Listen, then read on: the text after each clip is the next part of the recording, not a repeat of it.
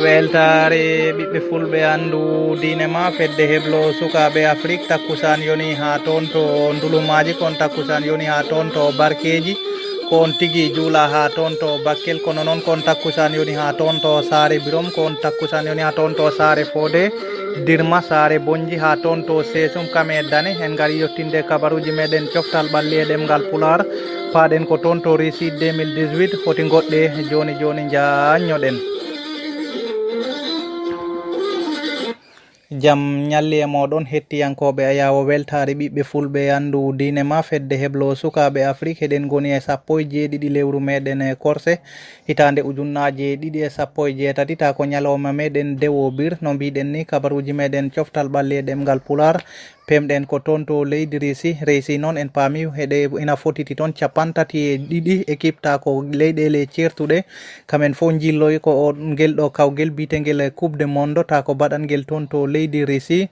eɗa tawe toon he gomuji he noon e potite puɗɗiɗe waɗɗe ko gomu A gomu B gomu C wondude gomu D e E wondude gomu F ko ɗeɗo gomuji tigui puɗɗi wadde potite mumen toon to leydi réussi en paami kay tawa ko gomuji e ko potite jeenayyi mbaɗi ɗen ɗon potite jeenayyi noon ɗe keeɓi tigui loggede loggi nogaye ɗiɗi en paami kay heɗin poti eɗin ɗon loggi walla mbiyen heɗen ɗon potite tawa ena tawe heɗen ta ko leyɗele tati ta ko nelaɓe hoolaɓe suɓaɓe yahanɓe toon dongre afrique kono noon ɓen tato foof ala tigui koɓe dirtini toon oɗo saaha caggal kam leydi égypte fottuno e uruguay ko uruguay e folnoɓe loggele gotel ndiga maroc ne ko noon iran wannoɓe ta ko to ñalawma hanki o noon ko nigéria tigui folano ta ko toon to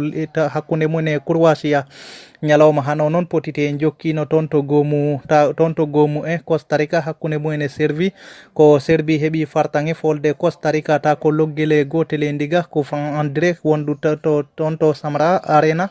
en paami kay ko toon to leydi réussi pottital ngal waɗi toon to couperi ndi waɗa organisé to ha joni noon ñalawma hano noon ma potite jokku o saaha mo gonɗen ko hakkude champion du monde en paami kay ko leydi Allemagne ko kamen tigui kuccodiri toon e ka ndiɗo leydi witendi leydi mexico ne en paami kamen ne ko toon to couperi ndi windere ndi ta ko suɓaɓe kamen ne gimmani kam ko toon to dongre amérique noon en paami kay kamen ne koye nulaɓe yahanɓe leydi toon to gomu walla mbiyen toon to leydi amérique kamen tigui mexico koye ɓen ɗon nulaɓe tawa e en paami noon potite baɗɗe ñalawma hankiɗe noon argentine wondude islandia ko croatia he nigéria noon no mbiɗen ni koye hoolaɓe nulaɓe ta ko yahanɓe toon leyɗele afrique kono noon eɗen tigui jihi tigui ta nigéria ɗum waɗaniɓe caɗele caggal kamde ɓe poolata ko loggi ɗiɗi e ndiga no mbatten ma en ketto e musidɗo men lewlewal pinal so assalamu aleykum wa rahmatullahi taala wa barakatuh. Waaleykum salam seydi ba en calmitima en juurima en calmini dendagal hettiyankoɓe radio weltare ɓiɓɓe fulɓe andu diina ma kabaruji men coftal ɓalli kaleten koye kiwodiral baɗannogal hakkude leydi nigéria e leydi croatie siftinirde tan ko leydi croatie gañiɓe ɗiɗi e ndiga tawa noon nattini loggi ɗi ko Mario Mandzukic wondude Luka Modric eɗen gandi noon eɗen pawno yakar meɗen e équipe nigéria nde wonno équipe nigéria e tawa e équipe aji ɓurɗi darade hande toon to continent meɗen continent afrique siftinirde tan to continent meɗen qualification pour coupe du monde o eɗen gandi tigui nigéria wonno koye groupe B wondude e Zambie kañum e Cameroun e Algérie ko ɗon noon ɓe cuyi ha Allah hokkiɓe polgu gam hawritoyde coupe du monde Croatie noon eɗen gandi tigui ɓe qualifiri ko marsi barrage ende marsiji mabɓe qualification ɗi phase de poule ko horinoɓe tigui qualifde ɓe gonno ko deuxiéme position ko ɗum tigui tagui ɓe cuyoyde marsi barrage ɓe cuyɗi noon marsi barrage o ko hakkude mabɓe e Irlande ko toon tigui ɓe keɓoyi polgu gam hawritoyde he coupe du monde ɗum noon ko toon tigui ɓe keeɓi polgu gam hawritoyde coupe du monde seydi Sow weltanama joni ma en ketto cimtol ceerno Djiby Dieng ko fati e bangge ta ko kippumo leydi Colombie caggal leydi Pologne hande noon jiɗɗen haalde ko e leydi Colombie noon ko goto e leyɗele mo leydi Sénégal jogori fottude ko yowiti e kawgel windere baɗowel e o saha mo kalaten toon to dowlaji Russie. Leydi Colombie noon ko laabi joyi tan meeɗi wadde qualifié ko yowiti e coupe du monde laawol gawningol wonno ko e hitande ujunere e temedde jeenayyi e capanɗe jeegom e ɗiɗi woni 1962. e nder ɗon hitande noon kamɓe leydi Colombie ɓe mbaɗa éliminé koye daawal gadanal woni tan éliminé au premier tour. caggal muɗum leydi Colombie jooɗima kene tolni e duuɓi 27 artani coupe du monde ɓe garti ko e hitande ujunere e temedde jeenayyi e capanɗe jeenayyi woni 1990. e nder ɗon hitande noon ɓe dañi yettade ko wiyete ko 8e de finale ko duuɓi 4 refti hen woni 1994 hitande ujunere e temedde jeenayyi e capanɗe jeenayyi e 4 kam e hitande ujunere e temedde jeenayyi e capanɗe jeenayyi e jeetati woni 1998. kamɓe leydi Colombie ɓe garti e coupe du monde kono noon e ɗeɗon duuɓi ɗiɗi noon ɓe mbaɗa éliminé tigi ko wiyete ko premier tour woni tan e daawal gadanal.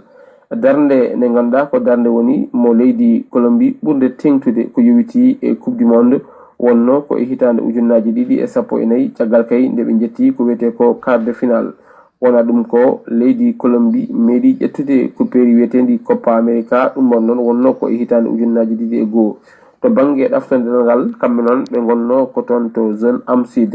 ɓe mbaɗi terminé noon ko 4e place woni tan ko kamɓe gari jonde nayoɓiri ko yowiti e goomu ngu ganduɗa kañum woni goomu ngu zone am sud caggal kay nde ɓe termini 4e place caggal Brésil wondude e ɓeɗe ɓe ganduɗa kañum woni Uruguay kamɓe Argentine mo Lionel Messi. keblawo kippo mo leydi oɓeɗe ɓe ganduɗa kañum woni Colombie wiyete ko José Parkerman ko ɓiɗɗo leydi Argentine duuɓi makko tolnima e duuɓi 67.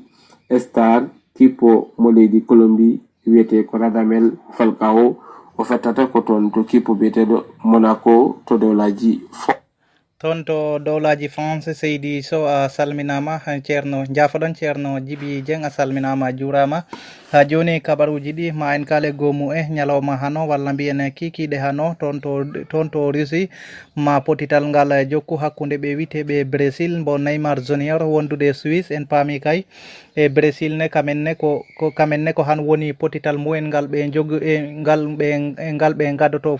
potitede toon to leydi Russie caggal kam e potita e nde kuberi ndi e waɗi hande balɗe 4 ko ndi fuɗɗi dog kono noon leydi Brésil ko kañum tigi woni han toon to gomu mumen kamenne ko potital ɓurgal sabbede hakkude mumen e Suisse sanga 18h heure Afrique de l'Ouest ɗum hawrata tan ko 10 et 20h heure mo Europe.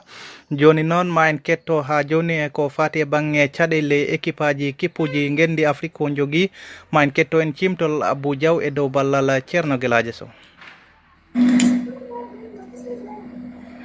Le débrief Sido et Matam Sport. Donc on est à 2 jours, voilà, donc moins de 72 heures donc de notre rencontre entre Pologne et Pologne. Après donc le faux pas des équipes africaines, les pharaons d'Égypte, les Lions de l'Atlas, Hanki, les Green Eagles du Nigeria. Donc la Tunisie va entrer en scène demain, lundi. Tous les regards donc se portent sur l'équipe du Sénégal, c'est le Lion de la Teranga qui vont affronter l'équipe de Lewandowski. Ce sera donc mardi 19, donc un match important pour nous les Africains, pour vraiment relever le défi donc de la participation, surtout les Sénégalais après donc 16 ans d'absence, appelé l'épopée de 2002 qui a vraiment séduit tout le monde. L'équipe nationale revient avec des arguments solides et donc nous osons espérer que l'équipe nationale, les Lions de la Teranga vont vraiment relever le défi en battant la Pologne, à défaut de cela avoir un match nul quand même qui est très important. Donc pour le moment la participation des Africains reste un peu terne, vraiment c'est surtout le Nigeria qui a été vraiment décevant. On a vu le match, mais on faut dire, les Nigériens n'ont pas sorti de grands jeux, ils ont attendu, ils ont de la défense, on saute le milieu de terrain pour aller chercher des attaquants, et toute une rencontre, c'est le même scénario, c'est à quelques 10 minutes de la fin qu'on a vu que les Nigériens essaient d'accélérer un peu le jeu. J'avais dit à mes amis que ça ne peut pas prospérer, parce qu'il faut construire en bas, il faut construire donc à partir de la défense, passer par le milieu de terrain, distribuer le ballon. Et on a vu qu'ils gardaient trop de ballons. Ils gardaient trop de ballons. Il y avait une pression énorme sur les joueurs du Nigeria. À chaque fois qu'il y a quelqu'un qui a le ballon, alors il y a 3 Croates qui sont autour de lui pour récupérer le ballon. Et contrairement à si les Croates ont le ballon, on a vu que les Nigérians reculaient, ils attendaient. Et ils avaient eu vraiment peur et vraiment, c'est dommage. Et ils ont pris 2 buts, donc 2 buts quand même qui vont peut-être réduire leurs chances de qualification parce que le match d'entrée est très très important parce que si tu fais un faux pas, vous avez forte chance de trébucher après. Et donc vous avez la pression, le deuxième match, la pression va venir. C'est comme le Maroc qui va jouer son deuxième match avec beaucoup de pression. Et les joueurs ne vont pas prendre les responsabilités. Ku nekk day ragal bal bi ne këf ko si sa tànk comme ça ñu dugal wiyee ko aan wadi ko ma balo hefta. Donc ça c'est arrivé un peu au Sénégal, quand vous vous rappelez Sénégal 92, il y avait un latéral qui ne prenait pas de responsabilités, un natif de Matam, Malik Fall. Mais il y avait beaucoup de peur dans l'équipe parce qu'ils avaient tout simplement, l'équipe du Sénégal avait perdu, vous vous rappelez, en 1992, donc lors de son premier match, et le deuxième match, vous avez vu, il y avait beaucoup de pression, donc c'était donc la victoire face au Kenya. Mais cette génération est passée. Maintenant, nous avons la génération de Sadio Mané, nous avons la génération de Karambo. Je pense que l'équipe du Sénégal vraiment a tous les atouts, parce que vous avez vu match Croatie-Nigeria, match même Sénégal amical pour des punch, pour des jeux par rapport aux Nigériens, c'est que les Nigériens ont produit. Et nous avons eu l'occasion, il y a eu beaucoup d'occasions de marquer un second but, un troisième but. Malheureusement, pour les attaquants, ils n'ont pas marqué. Et finalement, on a pris un deuxième but dans un cafouillage. Donc, pour dire que Tunisie, on espère beaucoup que les Aigles de Carthage vont faire mieux que les Nigériens, mieux que les Marocains et les Égyptiens. Donc, et ensuite, le Sénégal qui va entrer en jeu, ce sera donc mardi. Et je pense qu'on va fêter, Inch'Allah, la victoire ici au niveau de Matam, au niveau de l'Anne Fadel. Donc, voilà le début que je voulais faire. Et je vous